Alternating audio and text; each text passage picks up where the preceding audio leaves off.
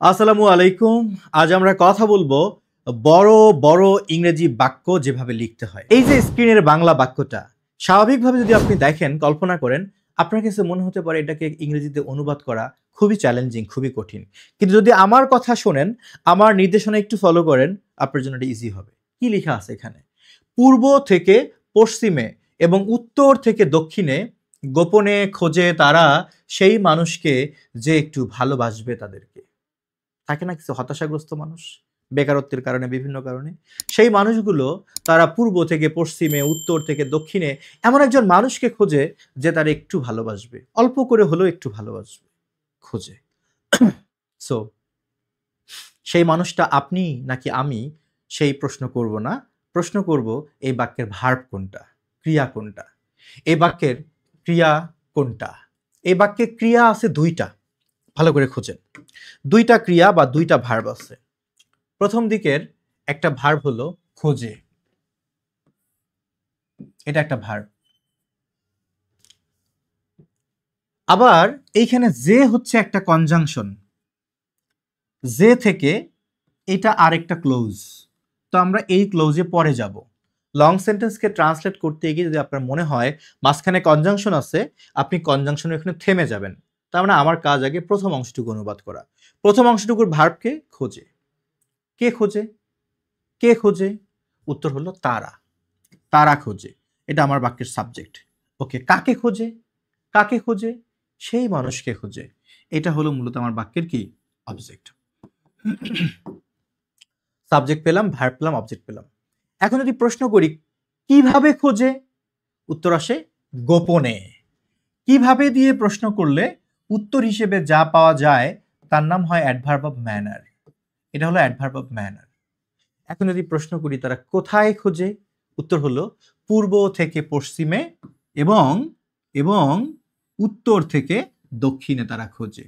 এটাকে বলা হচ্ছে অ্যাডভার্ব অফ প্লেস। তার মানে যেটা বুঝলাম, প্রথম ক্লোজে সাবজেক্ট ভার্ব অবজেক্ট ছাড়া দুইটা অতিরিক্ত অংশ আছে, একটা প্লেস আর একটা আছে কি? ম্যানার। আচ্ছা, তাহলে আমাদের নর্মালি নিয়ম হচ্ছে আগে সাবজেক্ট, তারপর ভার্ব, এরপর অবজেক্ট নেওয়া, তারপরে আমরা ম্যানার, প্লেস, টাইম, রিজন এগুলো নেই। কিন্তু আমি সবসময় বলি আপনার ইংলিশ ফ্রি হ্যান্ড রাইটিং স্কিলকে সমৃদ্ধ করতে আজই সংগ্রহ করুন zero to advanced English free hand writing বইটি, written by M Rubel Rana and published by ENG learning. যে যদি কোনো বাক্যে সাবজেক্ট ভার্ব অবজেক্ট ছাড়াও অতিরিক্ত অংশ থাকে, যেমন এখানে অতিরিক্ত অংশ দুইটা আছে, একটা হলো প্লেস আর একটা হচ্ছে কি? ম্যানার। এরকম যদি কোনো অতিরিক্ত অংশ থাকে, সবগুলো একদিকে না লিখে কিছু অংশ সাবজেক্টের আগে লিখবেন, মানে প্রিন্সিপাল ক্লোজের আগে, কিছু অংশ পরে, তাহলে একটা ব্যালেন্স থাকে। প্রশ্ন হলো কোনটা আগে নিব। যেহেতু বাক্যটা শুরু হয়েছে প্লেস দ্বারা, তো আমরাও প্লেস দিয়ে শুরু করতে পারি। মজার বিষয়। তাহলে আমি স্থান দিয়ে শুরু করি। আচ্ছা, তাহলে আমার স্থানটা কি? পূর্ব থেকে পশ্চিম আর উত্তর থেকে দক্ষিণ। আচ্ছা, তাহলে আগে বলছে পূর্ব থেকে পশ্চিম, তাহলে আমি যেটা আগে বলছে সেটা আগে লিখে নেই, পূর্ব থেকে পশ্চিম। সো আমি লিখে দিলাম from the east, sorry, from the east to the West. পূর্ব থেকে পশ্চিম। আচ্ছা, এবং এর জন্য কি? অ্যান্ড উত্তর থেকে দক্ষিণ, তাহলে from the north to the south, উত্তর থেকে দক্ষিণে। তাহলে পূর্ব থেকে পশ্চিমে, উত্তর থেকে দক্ষিণে। আমার শুরুতে লেখার কথা ছিল সাবজেক্ট, কিন্তু আমি বাক্যের ব্যালেন্স ঠিক রাখার জন্য আমি একটা অ্যাডভার্বিয়াল বা একটা অতিরিক্ত অংশ দিয়ে বাক্য শুরু করলাম। কোনো সমস্যা নেই, সেক্ষেত্রে একটু হাতের কাজ আছে। সেটা কি? এই অতিরিক্ত অংশটার পরে একটা কমা চিহ্ন দিতে হবে। সো আমি এখানে কমা চিহ্নটা দিলাম। এখন আমার বাক্যের সাবজেক্ট দরকার। Where is the subject? Subject হচ্ছে তারা। ওকে, তারার জন্য আমি কি লিখব? এই তারা কি আকাশের তারা? না, এই তারা হচ্ছে তারা। সো আমি লিখলাম দে। এবার ভার্ব কোনটা? খোঁজে। খোঁজার ইংলিশ কি? সার্চ। আবার অনেক কিছু লেখা যেতে পারে, আমি লুক ফরও লিখতে পারি। কোনো কিছু খোঁজার জন্য লুক ফরও হতে পারে। সো আমি লিখলাম দে লুক ফর। তারা খোঁজে। ওকে, দে লুক ফর বা দে সার্চ, তারা খোঁজে। সো আমি লিখে দিলাম সাবজেক্টের পরে ভার্ব। ভার্ব হলো। এবার আমার একটা অবজেক্ট দরকার। কাকে খোঁজে? কাকে খোঁজে? সেই মানুষকে খোঁজে। সেই মানুষ, দ্যাট মানুষ। আপনি চাইলে দ্যাট না লিখে দা লিখতে পারেন। দা ম্যান, সেই মানুষকে খোঁজে। প্রথম ক্লোজ কিন্তু সবই লেখা শেষ, একটা অ্যাডভার্ব বাকি আছে, ম্যানার। কিভাবে খোঁজে? কিভাবে খোঁজে? গোপনে, সিক্রেটলি। তো আমি এখানে লিখে দিলাম সিক্রেটলি। এটা কি এটা অ্যাডভার্ব না? একটা অ্যাডভার্বকে বাক্যের শেষে লেখা যায়, কখনো কখনো শুরুতেও লেখা যায়, ভার্বের পরে লেখা যায়, ভার্বের পূর্বেও লেখা যায়। তার মানে সিক্রেটলি শব্দটাকে শুধু এইখানে না, আমি চাইলে একে আমি এই জায়গায়ও লিখতে পারি, ভার্বের সামনেও লিখতে পারি। They secretly look for the man, সেটাও সম্ভব। তার মানে আমার প্রথম ক্লোজ লেখা হয়ে গেল। এখন আমি কনজাংশন থেকে বাকি ক্লোজটুকু লিখবো। কনজাংশন কি আছে? যে একটু ভালোবাসে তাদেরকে। তো এই অংশটুকুর মধ্যে ভার্ব কোনটা? এখন এই আগের অংশটুকু বাদ দেন, এটা আমরা লিখে ফেলছি, এর দিকে তাকানোর দরকার নেই। এখন আপনার কাজ যে একটু ভালোবাসে তাদেরকে এইটুকু অনুবাদ করা। এইটুকুর মধ্যে ভার্ব কোনটা? এইটুকুর মধ্যে ভার্ব হচ্ছে ভালোবাসবে, এটা ভার্ব। কাকে ভালোবাসবে? তাদেরকে, এটা হচ্ছে অবজেক্ট। এখন যদি প্রশ্ন করি কে ভালোবাসবে, উত্তর হলো যে। আরে ভাই হ্যাঁ এটাই। আপনি হয়তো মানুষের দিকে তাকাচ্ছেন, আমি তো কাইটা দিচ্ছি, ও তো আমি অনুবাদ করছি, ওদিকে তাকাবেন কেন? আর আপনি এইটুকুর মধ্যে উত্তর পাবেন, এখানেই উত্তর আছে। তাহলে ভালোবাসবে হচ্ছে ভার্ব, কাকে? তাদেরকে, অবজেক্ট। কে ভালোবাসবে? যে। তাহলে এখানে যেটাই সাবজেক্টের কাজ করেছে। ওকে, তাহলে আমরা জের ইংলিশ কি লিখব? এখানে যেহেতু এই যেটা মানুষকে মিন করে ব্যবহার হয়েছে, তার মানে আমরা হু বা হুম লিখব। আপনারা জানেন হুম মানে যাকে, আর হু মানে হলো কি যে। তাহলে সাবজেক্ট হিসেবে হু বসে। সো আমি লিখে দিলাম হু, যে। এবার ভালোবাসবে, ফিউচার টেন্স, চাইলে প্রেজেন্টেও লেখা যায়। তো আমি লিখলাম হু, যে ভালোবাসবে, তাহলে উইল লাভ, হ্যাঁ নো, হ্যাঁ, হু উইল লাভ, যে ভালোবাসবে। অবজেক্টটা কি? তাদেরকে, তাহলে দেম। তাহলে আমার সাবজেক্ট হলো, ভার্ব হলো, অবজেক্ট হলো, তাই না? এবার একটা অংশ বাকি আছে, কতটুকু ভালোবাসবে? বেশি না, একটু, অল্প একটু ভালোবাসলেই হবে। এই অল্প একটুর জন্য আমরা লিখবো আ লিটল। জি না, লিটল হবে না। লিটল মানে তো নেই বললেই চলে, যেহেতু বলছে একটু, তার মানে আ লিটল, কম করে হলো একটু। তাহলে আমার সেন্টেন্সটা কি হলো? From east to the West and from, আপনারা চাইলে দা বাদ দিয়েও লিখতে পারেন, তবে দা দিলে বেটার হয়। From the east to the West and from the north to the south, they secretly look for the man who will love them a little. পূর্ব থেকে পশ্চিমে, উত্তর থেকে দক্ষিণে, তারা এমন একজন মানুষকে খুঁজে যে কিনা তাদেরকে একটু হলেও ভালোবাসবে। কারা? যারা হতাশাগ্রস্ত মানুষ, যারা পারিবারিক চাপে, অর্থনৈতিক দৈন্যতায়, সামাজিক বিভিন্ন বাধায় কিংবা বেকারত্বের কারণে হতাশাগ্রস্ত, তারাই খোঁজে। এই মানুষগুলোর দেখা হলে এদেরকে সাপোর্ট দেয়া দরকার। সো এভাবেই বাংলা থেকে ইংরেজি বাক্য, লং সেন্টেন্সকে আপনি এভাবেই ট্রান্সলেট করবেন। সো এবার আমরা আরেকটা বাক্যে চলে যাই।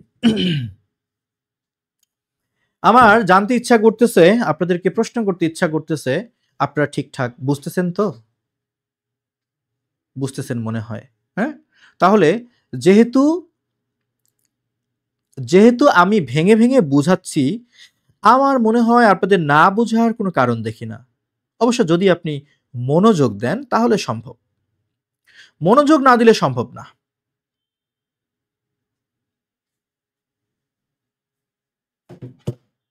আচ্ছা, আমরা এবার পরের সেন্টেন্সে যাব।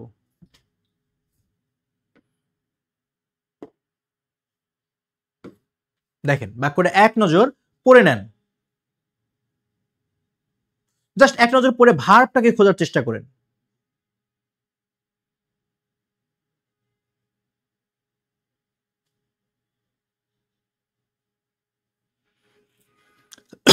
ওকে, দেখে ফেলছেন হয়তো অলরেডি। তাহলে এবার আমার কথা শুনেন।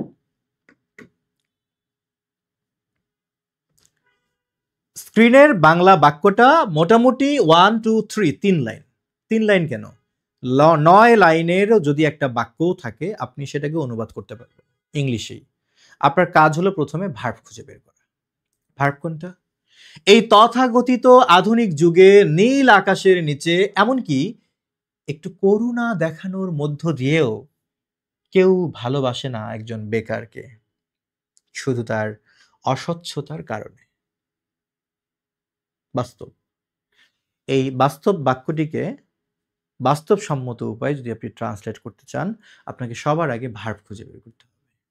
এ বাক্যের ভার্ব কোনটা? এ বাক্যের ভার্ব হলো ভালোবাসে বা ভালোবাসে না, এটা হচ্ছে আমার ভার্ব। আমি যদি এখন প্রশ্ন করি ভার্বকে, কাকে ভালোবাসে না? কাকে ভালোবাসে না? উত্তর হলো একজন বেকারকে ভালোবাসে না। এটা হলো বাক্যের অবজেক্ট। ভার্ব পেলাম, অবজেক্ট পেলাম। কে ভালোবাসে না? উত্তর হচ্ছে কেউই ভালোবাসে না। এই কেউটাই হচ্ছে বাক্যের কি? সাবজেক্ট। তাহলে আমরা সাবজেক্ট পেলাম, ভার্ব পেলাম, অবজেক্ট পেলাম। আচ্ছা, এখন দেখি আর কি কি আছে বাক্যে। ভার্বকে আপনি প্রশ্ন করেন যে কিভাবে ভালোবাসে না, এই কিভাবে দিয়ে প্রশ্ন করলে উত্তর হিসেবে যা পাবেন তার নাম অ্যাডভার্ব অফ ম্যানার। কিভাবে ভালোবাসে না? উত্তর হলো এমনকি এমনকি একটু করুণা দেখানোর মধ্য দিয়েও ভালোবাসে না। এটা হচ্ছে অ্যাডভার্ব অফ ম্যানার। তাহলে একটা বাক্যের ভার্বকে কিভাবে দিয়ে প্রশ্ন করলে উত্তর হিসেবে যা আসে তার নাম অ্যাডভার্ব অফ ম্যানার। এখন যদি প্রশ্ন করি যে এই যে ভালোবাসাবাসির যে বিষয়টা, এটা কেন ভালোবাসে না? কারণটা কি ভাই? কারণ হলো শুধু তার অসচ্ছলতার কারণে। এইটা হচ্ছে অ্যাডভার্ব অফ রিজন। তাহলে কেন দিয়ে প্রশ্ন করলে উত্তর হিসেবে যা পাবেন তার নাম অ্যাডভার্ব অফ রিজন। এখন যদি আমি ভার্বকে প্রশ্ন করি যে কখন ভালোবাসে না, সকালে, দুপুরে নাকি বিকেলে, কখন সে ভালোবাসে না এই লোকটাকে? উত্তর আসতেছে এই তথাকথিত আধুনিক যুগে। তার মানে এটা হচ্ছে অ্যাডভার্ব অফ টাইম। এখন যদি বলি কোন যুগের কথা বলছেন, আর এই মানুষটা কোথায় বাস করে, যে মানুষটা ওকে ভালোবাসে না সে কোথায় থাকে? উত্তর হলো নীল আকাশের নিচে। তার মানে এটা হচ্ছে অ্যাডভার্ব অফ প্লেস। তার মানে এই বাক্যে সাবজেক্ট, ভার্ব, অবজেক্ট ছাড়াও আমরা 4টা অ্যাডভার্বিয়াল পেলাম: ম্যানার, প্লেস, টাইম, রিজন। নিয়ম হলো, সাধারণ নিয়ম হচ্ছে আগে সাবজেক্ট, তারপর ভার্ব, তারপর অবজেক্ট, তারপর ম্যানার, প্লেস, টাইম, রিজন। তবে এই নিয়মটা হচ্ছে যারা 0 লেভেলে তাদের জন্য। কিন্তু আপনি নিশ্চয় 0 না, হিরো হতে চান, প্রো হতে চান, সুতরাং আপনার এই নিয়মটা অনুসরণ করা উচিত না। তাহলে কি করা উচিত? আপনার উচিত এই সব অ্যাডভার্বিয়ালকে একদিকে না লিখে আপনি কিছু অ্যাডভার্বিয়ালকে বাক্যের শুরুতে রাখবেন, মানে সাবজেক্টের সামনে, আর কিছু বাক্যের শেষে। দেখা গেল আপনি সামনে ম্যানার বা প্লেসকে নিলেন, শেষে টাইম বা রিজন, অথবা সামনে টাইম বা রিজনকে নিলেন, শেষে ম্যানার বা প্লেসকে নিলেন, অথবা আপনার যা ভাল লাগে তাই সামনে নেন আর কিছু শেষে নেন। বাক্যের অর্থ ঠিক থাকলে হলো, অর্থের ভারসাম্য নষ্ট না হলেই হলো। এখন প্রশ্ন হলো, স্যার আমি আসলে বুঝি না কোনটা আগে নিলে ভালো হয়, কোনটা পরে নিলে ভালো হয়। হ্যাঁ, লাইনে আসছে। যদি আপনি না বুঝেন কোনটা আগে দিলে ভালো, কোনটা পরে দিলে ভালো, তাহলে আপনার বোঝার দরকার নেই। আপনি বাংলা বাক্যের দিকে তাকাবেন। বাংলা বাক্যে যাদেরকে আগে রাখছে আপনি তাদেরকে আগে রাখবেন। বাংলা বাক্যে প্রথমে কি রাখছে? টাইম। টাইম দিয়ে শুরু করছে, সো আমি ইংরেজি বাক্যেও টাইম দিয়ে শুরু করব। তারপর প্লেস দিচ্ছে, সো আমিও তারপরে প্লেস দিব, দিয়ে দেখি কেমন হয়। আচ্ছা, তার মানে শুরুতে সাবজেক্ট লেখার কথা ছিল, কিন্তু আমরা বাক্যের অর্থকে সুন্দর করে ফুটিয়ে তোলার জন্য সাবজেক্ট না লিখে কিছু অ্যাডভার্বিয়ালকে আগে লিখবো। কয়টা লিখবো? যেহেতু মোট 4টা অ্যাডভার্বিয়াল আছে, তাহলে 2টা আগে নেই আর 2টা একদম অবজেক্টের পরে নিব। কি বলেন? তাহলে এখন কোন 2টা আগে নিব এটা আমি জানি না। সেক্ষেত্রে আমি কি বলছি, বাংলা বাক্যে যেগুলো আগে থাকবে আপনি সেগুলোই আগে নেবেন। তো বাংলা বাক্যে প্রথমে টাইম আছে। এন্ড প্রশ্ন হলো, এত বিশাল বড় অ্যাডভার্বিয়াল একে আমি অনুবাদ করব কেমনে? মনে রাখবেন, এরকম যখনই কয়েকটা শব্দ মিলে একটা টাইম, কয়েকটা শব্দ মিলে একটা প্লেস, কয়েকটা শব্দ মিলে একটা রিজন, কয়েকটা শব্দ মিলে এরকম একটা ফ্রেজ হবে। যে কোনো বাংলা ফ্রেজকে অনুবাদ করতে হয় পেছন দিক থেকে। তাহলে এই তথাকথিত আধুনিক যুগে। ও আরেকটা কথা মনে রাখবেন, এই যে যুগ, এটা কিন্তু একটা সময়। আর যে কোনো সময়কে যখন আপনি বাক্যে লিখবেন, অর্থাৎ যখন আপনি বাক্যে, এটা লিখে রাখেন, যখন আপনি বাক্যে টাইম আর প্লেস ব্যবহার করবেন, টাইম প্লেস যতবার ব্যবহার করবেন ততবারই তাদের পূর্বে কোনো না কোনো প্রেপোজিশন বসবে। কি বলেছি? গ্রামারের নিয়ম। একটা সেন্টেন্সে আপনি যতবার টাইম এবং প্লেস ব্যবহার করবেন ততবারই তাদের সামনে কোনো না কোনো প্রেপোজিশন বসবে, এটা মাথায় রেখে দিয়েন। আচ্ছা, যাই হোক, আমরা এখন কি লিখবো? টাইমটা নিব, টাইম পেছন থেকে। এই আধুনিক যুগে তাহলে একটা প্রেপোজিশন লাগবে, তো আমি দিলাম ইন। ইন ইন দিস কেমন যুগ? আধুনিক যুগ। আচ্ছা, কিন্তু এখানে আরো কথা বলছে তো, তথাকথিত আধুনিক যুগ। তাহলে আগে তথাকথিত, in this so called, in this so called modern age, তথাকথিত আধুনিক যুগে। আপনি ওয়ার্ল্ডও লিখতে পারেন, বুঝলেন? প্রশ্ন হতে পারে যে আপনি বলছেন পেছন দিক থেকে অনুবাদ, কিন্তু আপনি তো আবার সামনে থেকে লিখলেন, তাই না? আচ্ছা, আমি আগে যুগের ইংলিশ লিখতে চাইছিলাম, আমি পেছন থেকেই লিখলাম। ধরেন ইন দিস এজ, এই যুগে। যুগের সামনে কি যুগ? আধুনিক যুগ। আধুনিক তো একটা বিশেষণ, অ্যাডজেক্টিভ। অ্যাডজেক্টিভে কখনো নাউনের পরে বসে না, অ্যাডজেক্টিভ বসে নাউনের আগে। এই জন্য আমি লিখে দিলাম এখানে যে মডার্ন ইজ। প্রশ্ন হলো কেমন আধুনিক? তথাকথিত। এই জন্য আমাকে সামনে আবার লিখতে হয়েছে সো কল্ড।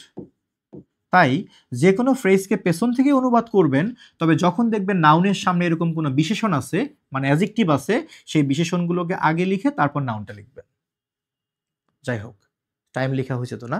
আচ্ছা, এবার কি আছে? নীল আকাশের নিচে। এটাও একটা ফ্রেজ, একেও আপনার পেছন থেকে লিখতে হবে। পেছনের শব্দটা কি? নিচে। তো নিচের ইংলিশ কি? আন্ডার। সো আমি দিলাম আন্ডার, নীল আকাশ, আন্ডার দ্য ব্লু স্কাই, নীল আকাশের নিচে। আচ্ছা, তাহলে আমার কিন্তু দুইটা অতিরিক্ত অংশ নেওয়া হয়ে গেল। একটা হচ্ছে টাইম, আর একটা হলো কি? Reason, sorry place. আমি আর নিব না, কারণ আমি যদি সবই নেই তাহলে তো হলো না। কিছু অংশ আগে নিব, কিছু অংশ প্রিন্সিপাল ক্লোজের পরে নিব। তাহলে এখন আমার কাজ কি? এখন আমার কাজ হলো একটা কমা চিহ্ন দেয়া, দিয়ে আমি সাবজেক্ট লিখব। কেন?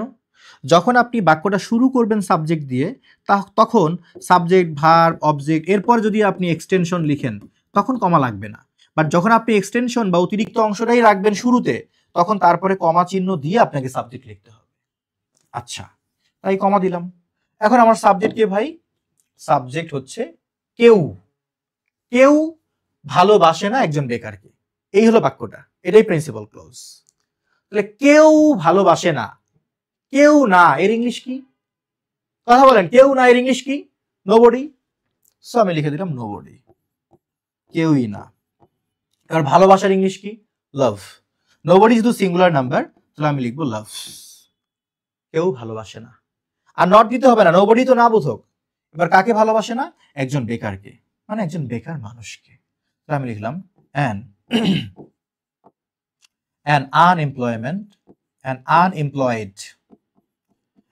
unemployed person, একজন বেকারকে কেউই ভালোবাসে না। এই যে আপনার সাবজেক্ট আর ভার্ব আর অবজেক্ট, এটাকেই বলা হয় প্রিন্সিপাল ক্লোজ। এই সাবজেক্ট, ভার্ব, অবজেক্টটা মিলে মানে বাক্যের যেটা মেইন মেসেজ দেয়, সেটাই হচ্ছে আপনার মূল অংশ বাক্যের বা প্রিন্সিপাল ক্লোজ। হয়ে গেল। কথা ছিল কি? প্রিন্সিপাল ক্লোজকে মাঝখানে রাখবো, ওর সামনে কিছু অতিরিক্ত অংশ দিব, পেছনে কিছু অতিরিক্ত অংশ দিব। হ্যাঁ, সেটা তো করছি আমরা। এখন বাকি অতিরিক্ত অংশগুলো পরে দিয়ে দেব। বাকি আর কি আছে? আমরা সামনে নিচ্ছি টাইম আর প্লেস, তাহলে বাকি কে রইলো? Manner, place, time, reason. এর মধ্যে আপনি কি নিছেন? টাইম নিছেন আর প্লেস নিয়েছেন। বাকি রইলো কে? ম্যানার আর রিজন। তাহলে কি করব? চাইলে আপনি ধারাবাহিকতা মেনটেন করতে পারেন। প্রথমে কোনটা আছে? ম্যানার আছে, ওটা নিলেন, তারপর রিজনটা নিলেন। এখন যদি বলেন স্যার আমি যদি আগে রিজন নিয়েই নেই, সমস্যা আছে? আপনি যদি অর্থ মিলাইতে পারেন সমস্যা নেই। আচ্ছা, তাহলে আগে ম্যানার আছে, আমরা ঝামেলা না করে যেটা আগে আছে ওইটাই আগে নেই। কি আছে? এমনকি একটু করুণা দেখানোর মধ্য দিয়েও। আচ্ছা, পেছন দিক থেকে আসি। পেছনের শব্দটা কি? মধ্য দিয়ে। মধ্য দিয়ে ইংলিশ কি? থ্রু। থ্রু, মধ্য দিয়েও। আচ্ছা, মধ্য দিয়ের আগের শব্দটা কি? দেখানো। দেখার ইংলিশ সি, বাট দেখানোর ইংলিশ কিন্তু শো। তাহলে আমি এখানে কি লিখব? শো। মনে রাখবেন থ্রু একটা প্রেপোজিশন। নর্মালি টু বাদে অন্যান্য প্রেপোজিশনগুলোর পর ভার্বের সাথে আইএনজি হয়। তাহলে এখানে শো না দিয়ে আমি কি দিব? শোয়িং। শোয়িং। আচ্ছা, দেখানোর। এবার কি দেখাবে? একটু করুণা, অল্প একটু, বেশি লাগবে না। তাহলে আমি লিখতে পারি আ লিটল। অনেক কিছুই লেখা যায়, আ লিটল। এবার করুণার ইংলিশ কি? আপনি লিখতে পারেন সিম্প্যাথি, তো লিখতেই পারবেন। পিটি, করুণা। কম্পেশন, করুণা। আপনার যা মন চায় লিখেন, করুণা বুঝাইলেই হলো। তাহলে আমি লিখে দিলাম কম্পেশন। এটাই বলছি যে সিম্প্যাথি। আচ্ছা, এখন একটা ওয়ার্ড আছে এখানে কি? এমন কি। এমন কি ইংলিশ কি? ইভেন। তবে এই ইভেনটাকে এইখানে নিয়ম অনুযায়ী দেওয়ার কথা থাকলেও এখানে না দিয়ে আমি যদি থ্রুর সামনে দেই তাহলে অর্থটা সুন্দর হয়। দেখেন ভেবে, ইভেন এমনকি থ্রু শোয়িং আ লিটল কম্পেশন, এমনকি একটু করুণার মধ্য দিয়ে। তাহলে আমি কেমনে বুঝলাম যে ইভেনটা এখানে না দিলে এখানে দিলে ভালো শোনায়? কারণ আমি অনেক লিখছি, লিখতে লিখতে আমি বুঝে গেছি। ইংলিশ ফ্রি হ্যান্ড রাইটিংটা এমন একটা বিষয় যা শুধু একজন টিচার আপনাকে মুখস্থ করা নিয়ম দিয়েই শেখাতে পারবে তা না। নিয়মের পাশাপাশি, টিচারের হাত ধরে অনুশীলনের পাশাপাশি একটা সময় আপনাকে পার করতে হবে, যার মধ্য দিয়ে ন্যাচারালি আপনি কিছু বিষয় বুঝে যাবেন যে এটা এভাবে করলে ভালো হয়। কারণ রাইটিং একটা আর্ট, একটা শিল্প, যা কখনো কোনো টিচার আপনাকে রুলস দিয়ে গুলায় খাওয়াইতে পারবে না। অসম্ভব, নেক্সট টু ইম্পসিবল। আমরা আপনাকে একটা গাইডলাইন দিতে পারবো, এটা প্র্যাকটিসের জগতে নিয়ে আসতে পারবো। এরপর আপনি শু শাইনিং এর মতো যত ঘষবেন, যত প্র্যাকটিস করবেন, তত আপনার এই বিষয়ে নলেজ এনহ্যান্স হবে। ক্লিয়ার? যাই হোক, আমরা ম্যানার লিখে ফেলছি। এবার আমার বাকি আছে কি? রিজন। রিজনটা কি? শুধু তার অস্বচ্ছতার কারণে। এটা কি রিজন? কথা ছিল কি? ম্যানার, প্লেস, টাইম, রিজন যাই হোক না কেন, যে কোনো ফ্রেজকে অনুবাদ করতে হবে কোন দিক থেকে? ইংলিশ থেকে। অর্থাৎ যখনই কয়েকটা শব্দ মিলে বাক্যের একটা পার্ট, একটা ফ্রেজ গঠিত হবে, তাকেই আপনার অনুবাদ করতে হবে পেছন দিক থেকে। তাহলে আমার পেছনের শব্দটা কি? আমার পেছনের শব্দটা হচ্ছে কারণে। কারণের ইংলিশ কি? কারণের ইংলিশ কি? বিকজ অফ, ডিউ টু, অথবা ফরও লিখতে পারেন। ফর মানে জন্য, ফর মানেই। তাহলে আমি লিখে দিলাম যে ফর বা ডিউ টু, কারণে। অথবা আপনি ফরও লিখতে পারেন, কারণে। আচ্ছা, কিসের কারণে? তার অসচ্ছলতার কারণে। অসচ্ছলতা। তাহলে সচ্ছলতার ইংলিশ কি? সচ্ছল এর ইংলিশ হচ্ছে সলভেন্ট। সচ্ছলতা সলভেন্সি। অসচ্ছলের ইংলিশ ইনসলভেন্ট। অস্বচ্ছতা ইনসলভেন্সি। তাহলে আমি লিখতে পারি ফর দেয়ার ইনসলভেন্সি। হয়ে গেল। আপনি চাইলে এটাকে এভাবেও বলতে পারেন যে মানে দেয়ার ইনসলভেন্সি, এটা না লিখে লিখতে পারি আমরা দেয়ার ল্যাক অফ ফিনান্সিয়াল স্ট্যাবিলিটি, মানে তাদের আর্থিক সক্ষমতার অভাবের কারণে। এখন একটা ওয়ার্ড তো বাকি আছে, শুধু। শুধু, অনলি। অনলি, এই অনলিটা শুরুতে লিখলেই ভালো হয়। অনলি আর কত লিখবেন? আমি এখানে অনলির পরিবর্তে লিখে দিলাম সোললি। জি, সোললি। অনলি যা, সোললিও তা। সুন্দর একটা বাক্য হয়ে গেছে, দেখেন। In this so called modern age under the blue sky. এখানে একটা হাতের কাজ আছে। কি হাতের কাজ জানেন? এইখানে যেভাবে আমি লিখেছি in this so called modern age under the blue sky, এটা পড়লে মনে হচ্ছে নীল আকাশের নিচে এই আধুনিক যুগে, মানে নীল আকাশের নিচে আধুনিক যুগটা। তাহলে দুইটা মিলেও কিন্তু আপনি একটা প্লেস মনে করতে পারেন, কিন্তু আমরা আলাদা করে চিন্তা করব। এটা সময়, এটা টাইম, এটা স্থান, এটা প্লেস। তাহলে আমার পুরো সেন্টেন্সটা কি হলো? In this so called modern age under the blue sky. এখানে চাইলে এটা কমা চিহ্ন দেওয়া যেতে পারে, চাইলে এটা কমা দেওয়া যেতে পারে। In this so called modern age under the blue sky nobody loves an unemployed person even through showing a little compassion solely for their lack of financial stability। যার বাংলা অনুবাদ হচ্ছে এটাই, এই তথাকথিত আধুনিক যুগে নীল আকাশের নিচে এমনকি একটু করুণা দেখানোর মধ্য দিয়েও কেউ ভালোবাসে না একজন বেকারকে, শুধু তার অসচ্ছলতার কারণে। এখন আপনার ইচ্ছা করতেছে কি জানেন?